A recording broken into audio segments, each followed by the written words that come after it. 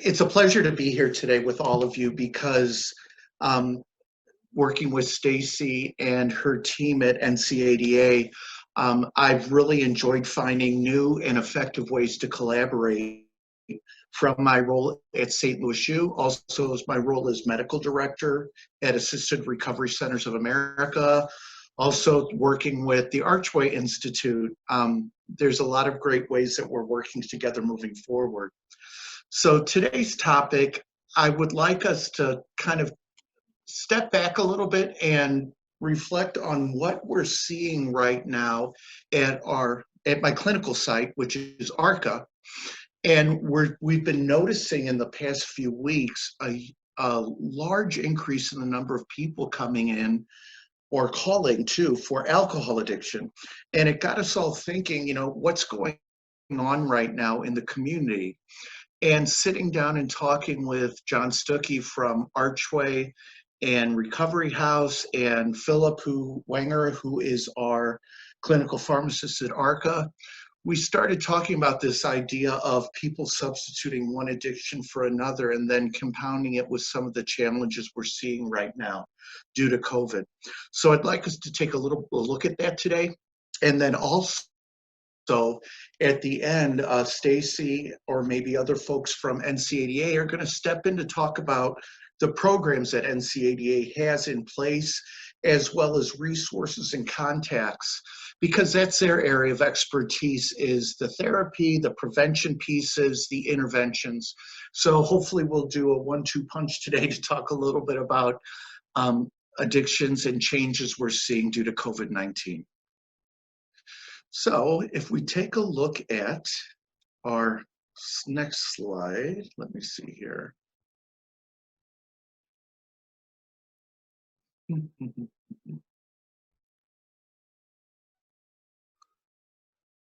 Okay, Stacy, I don't know if I can forward my slides, even though I should be able to. There we go, thank you. We've all seen this chart or a version of this chart multiple times over the last few years.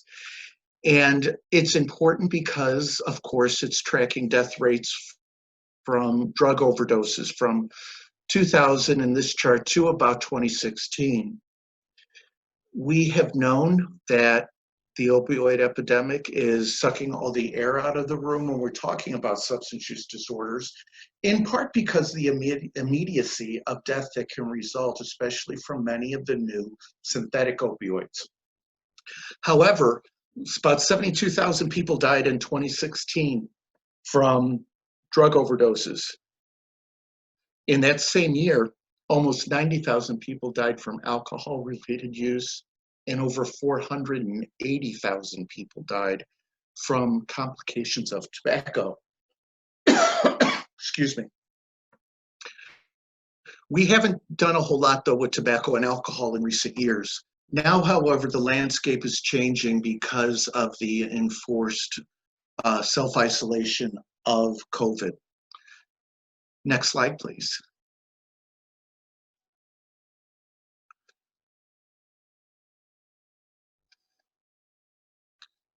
There we go. Okay, let's take a look at a few pre-COVID numbers here. Many of you on this call are probably already familiar with the National Survey on Drug Use and Health, which the federal government has been running for decades now, where they have, I want to say 65, 70,000 people surveyed every year to self-report around drug use, common behavioral health issues. And this has been an important way to kind of look at cohorts and changes in patterns over the years. This is from the most recent NSDUH report that came out earlier this calendar year, and it breaks down their alcohol, tobacco, and other use among the respondents, and then it's extrapolated to the country as a whole. But if you take a look, about 60% of people use some kind of psychoactive substances. By and far, the largest group are alcohol and tobacco. So let's take a look at the next slide, please.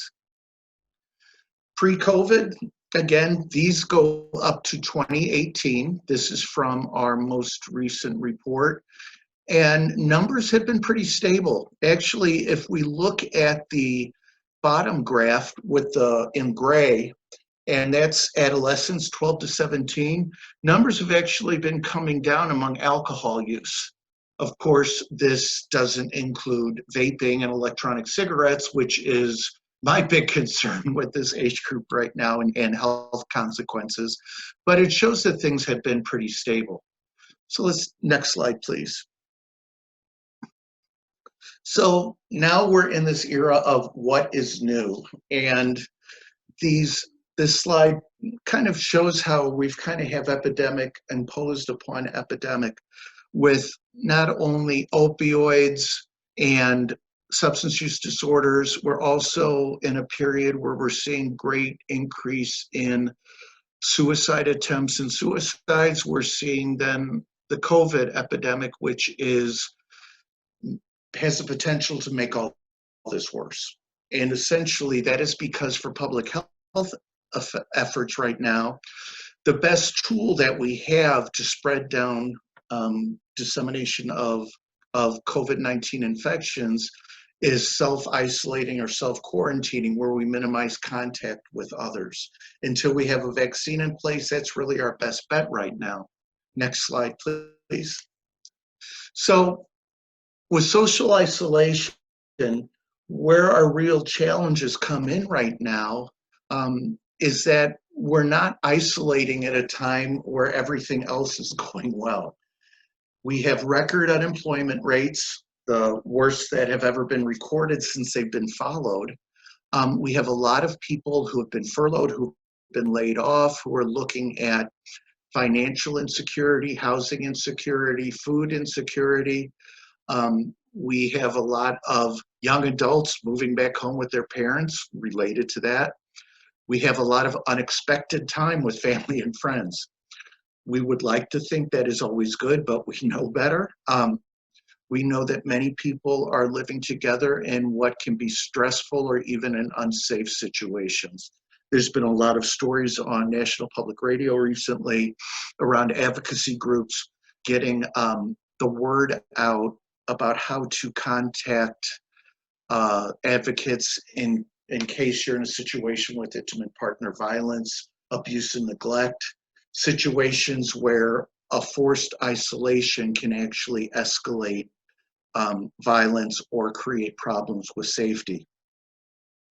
The conversations I've been having with my colleagues in the addiction medicine field and our folks at Recovery House and ARCHway are the fact that opioid supplies are being affected with changes in social distancing, with more barriers from state to state, more barriers for people coming into the country.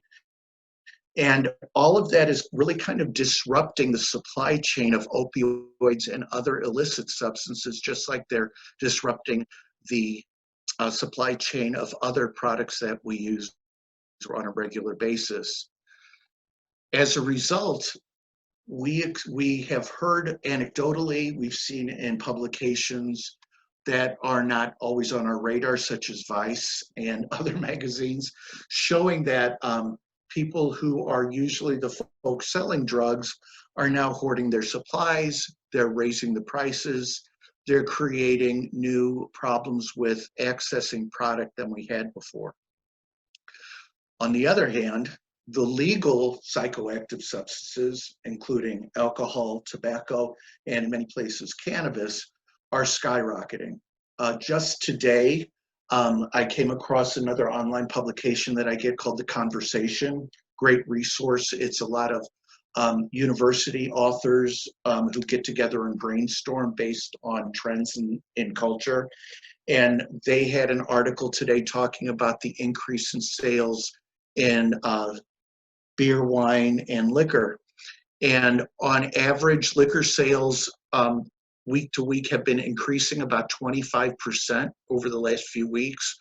Online sales have been increasing 40%. We're seeing that people are also stocking up on their cannabis supplies. since Missouri is now a medical cannabis state, but our neighboring state, of course, in Illinois is a recreational cannabis state. I have not had the time to look up numbers on electronic cigarettes, but I would imagine that those have increased as well, because every time that market has gotten tightened with changes in flavoring and other such issues, those purchases have been increasing as well. Now, to make this story even a little grimmer, we know that we have not really addressed alcohol use disorder and tobacco use disorder in recent years because, as mentioned earlier, the opioid concerns are the ones that have been kind of leading the national conversation due to the immediacy of death and the fact that it's been an equal opportunity killer in terms of ages and in terms of geography. So next slide, please. We're going to take a look at, just as a reminder again, I always like to bring up some of the neurobiology and neurochemistry around addiction because I think it's important for us to remember that when we can look at this through a biological lens, it often takes away the moral failing argument that some people still can be obsessed about when we talk about addiction medicine. Typically, I focus on dopamine, the second in the row here of 7 major neurotransmitter systems, because that's the one that we're most concerned about when we talk about opioids. The reason that it's useful to talk about this and to bring us back to the chemistry here again is to realize when our nervous system is on edge because our neurotransmitters are messed up, if we suddenly have a cutoff from our supply of opioids, we're entering into a state where our neurotransmitters are not being regulated. We're not getting the normal dopamine push. As we often hear, dopamine is the neurotransmitter that we release when we hold a puppy, when life is good with the world, when we feel safe and secure.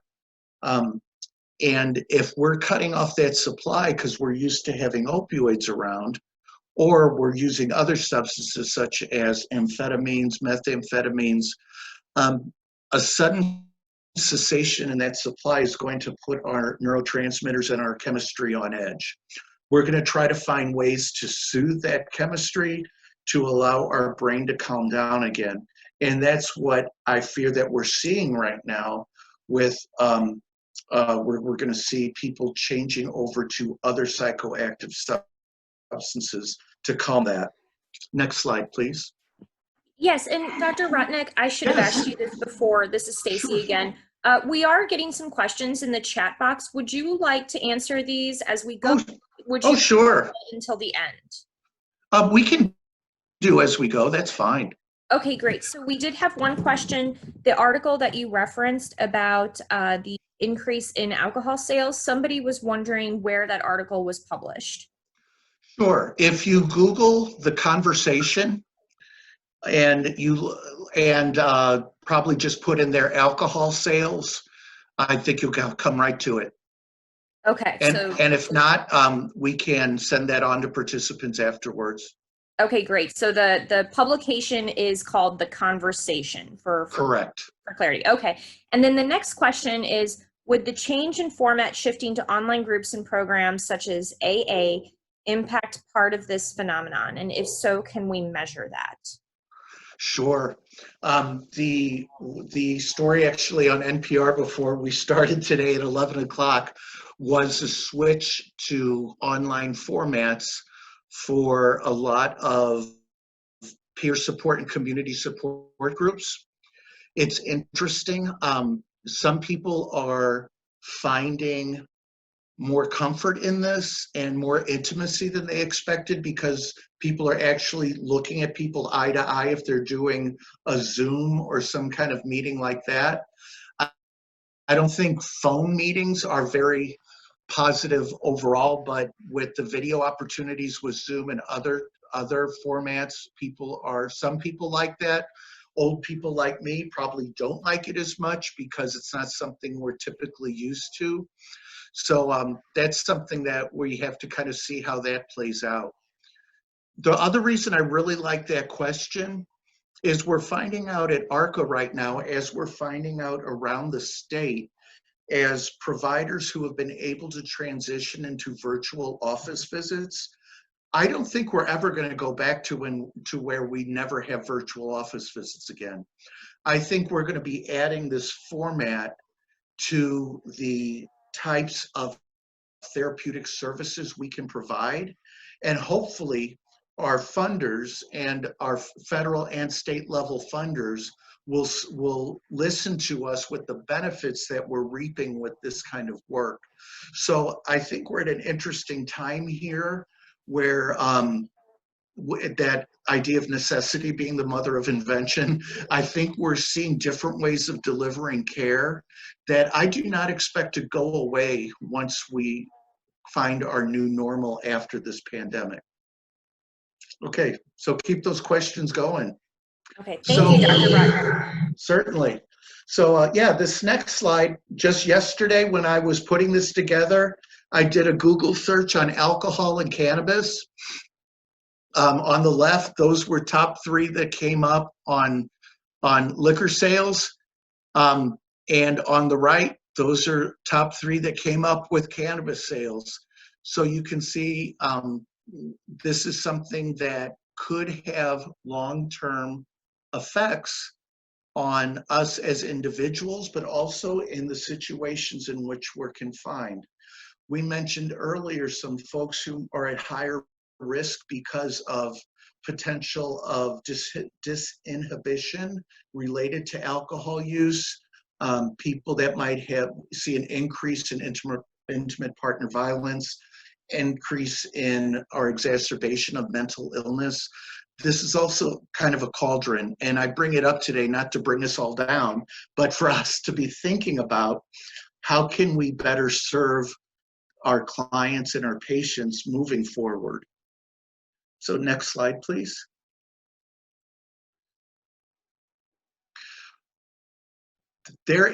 I found out, because I'm learning addiction medicine the hard way, I always say. Many of you who know me know that I came into this after doing homeless work for many years and then correctional health care for about over 15 years in my Clayton office at the jail and juvenile detention. So I'm learning kind of the formal world or the other avenues of addiction medicine now.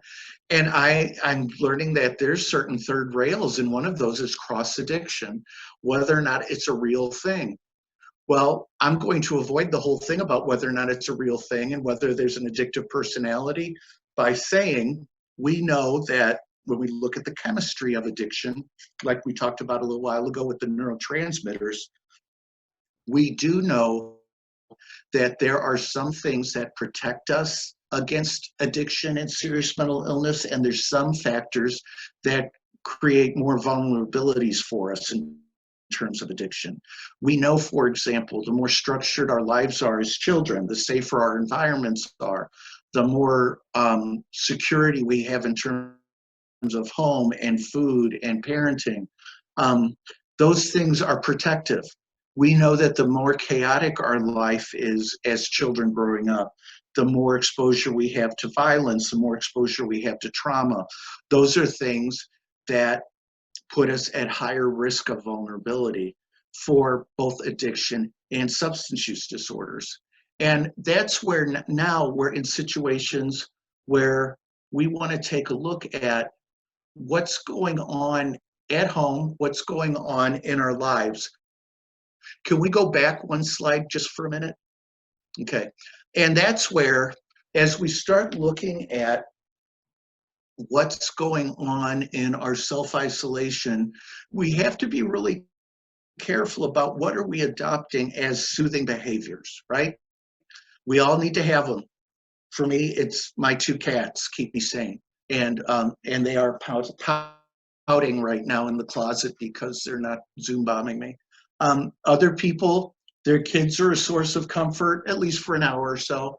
Other people have gone back to hobbies, gardening, getting out and walking the dog, reading. There's a lot of ways to develop self-soothing behaviors. Keep in mind, if people have a polysubstance use disorder or an untreated mental illness, these things can exacerbate if we allow people to isolate excessively, if boredom becomes a problem, and if our safety is challenged. So let's take a look at our next slide, please. Yeah, and I think another question that we just got that's right now, somebody asked, do you think that the term social distancing is causing more distress within the country and various communities due to a novel term that is unfamiliar? Could this also be causing the increase in SUD? What if we call it physical distancing from the start to imply that we must physically distance ourselves, but social interactions, especially with the use of technology, can still be done? Yes, I think that's a great idea. And I see that on Facebook a lot. And especially for younger people, that I think these words and phrases can be a little more loaded than for others. I think that is a good idea. And I think we're finding creative ways to establish that. One thing that I'm sure many of you have seen the movie Contagion. I have not. But I have been told that just about every term we're using in this epidemic was used in that movie from 8 years ago, including social distancing. But I do agree. If we talk about physical distancing, I think that is a gentler term that people might respond to better. Okay. So conversations. Pay attention to the behaviors of what's going on in your home. I know that might sound like kind of a dumb thing, but we're not used to spending this much waking time around most of our family members. So something I have learned a lot from parents in the last few years when we have more talks around addiction is there's a lot of signs that someone's not doing well emotionally, physically, or because they're using substances. Self-isolation is one that's very common. If we find out that, where especially with your teenagers, where are they spending their time? We all need alone time, we know that, but it's something that we kind of should think about in terms of adding a new awareness to our time spent with others. Everybody loves to say, oh, I wish I had time to talk to my blank about blank, okay? We got lots of time to do that now. We have time to have conversations that we usually have excuses for. My work wife at St. Louis U likes to say, busy is not an excuse. We make time for things that are important to us. Well, this is a really good reason to start normalizing conversations around emotional health and well-being, asking about risky use and risky behaviors. When I finish up here in a few minutes and our folks from NCADA come on, they'll talk about some very good programs they've developed about talking with young adults and adolescents about risky use and substance use. One of the other things I challenge people my age to do is tell stories about the relatives in the family that nobody talks about, or talks about that funny aunt or uncle who had a drinking problem or had substance use disorder.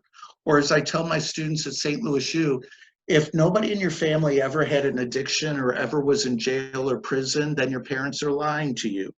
So have those conversations, not to shame people, but to just normalize the fact that all families have challenges. All families go through experiences, have mental illness. All families in the United States have some kind of substance use disorder presence.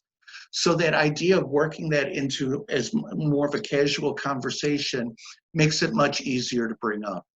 Kind of like having the sex talk is with kids, right? The more comfortable that a caregiver is in talking about sex, the better questions you're going to get from a young person. Let's go on to our next slide. Treatment. There are treatment places are still open. Not as many as were before. Some places don't have the staff or the capability to do virtual care. I can tell you ARCHway certainly is open. We're doing a lot of virtual treatment.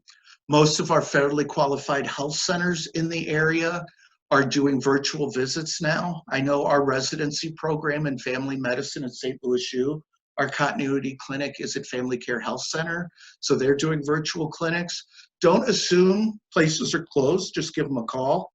The federal government as well as the state government has eased up funding restrictions, allowing us to do both face-to-face talk by video and by the internet, as well as telephone calls, and allowing those to be billable.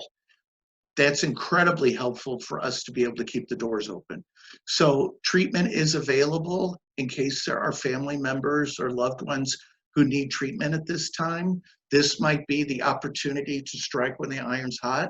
If people are having problems with an opioid habit, a drinking habit, or whatever habit, and having those conversations. So we really encourage people to seek treatment as soon as possible.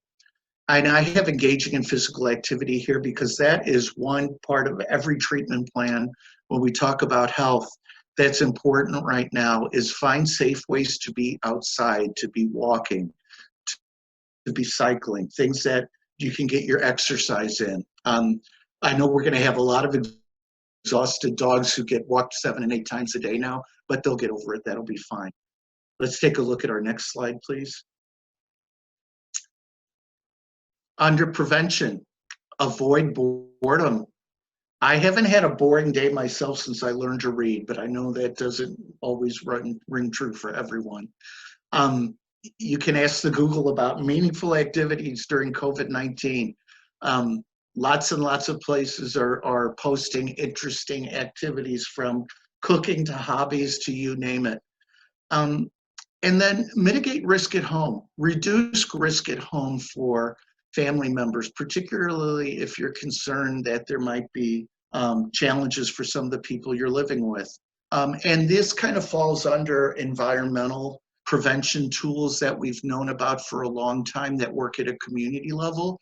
Well, think about doing that in your home.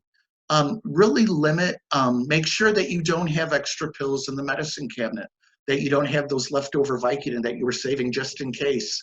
Or and take a look at liquor. If you're one of those people stocking up on liquor, lock it up, limit it. Same with tobacco. Cannabis, a gummy's a gummy, right? So be very mindful of how you're storing and mitigating risk for people who are using these who shouldn't be. Schedule activities, try to maintain a schedule. We all know that especially young people do really well with a schedule.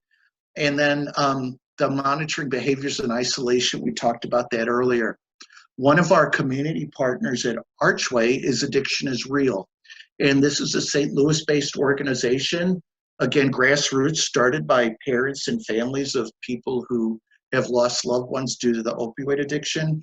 They have a virtual bedroom on their site, which includes red flags or areas things you might want to look at, that if you see these kind of things in a bedroom or in your child's life, carrying a backpack around all the time, even into the bathroom, there's a lot of behavioral things that they can kind of tip you off to.